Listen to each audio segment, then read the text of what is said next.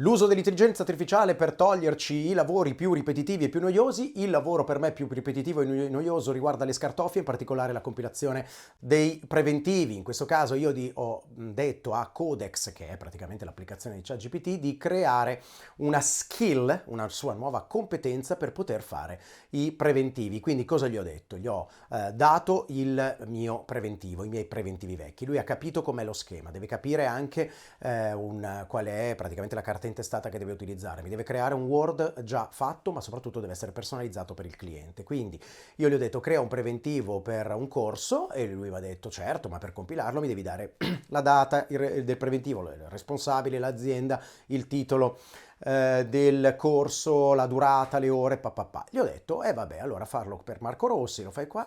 Ragazzi, questo è esattamente il mio template del preventivo che è stato creato a questo punto per Rossi col costo di 1000 euro e per azienda Enel SPA e via dicendo.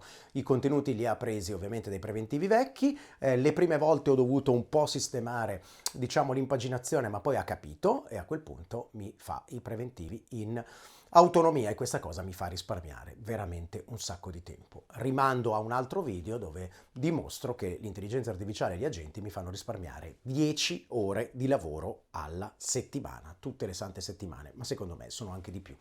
Provate per chi ha l'abbonamento a ChatGPT da 20 euro, scaricate praticamente in locale Codex e vedrete che potrete creare le skill, lavora sui vostri template e soprattutto compila i file al posto vostro. Ciao e buona intelligenza artificiale agentica da Gianluigi.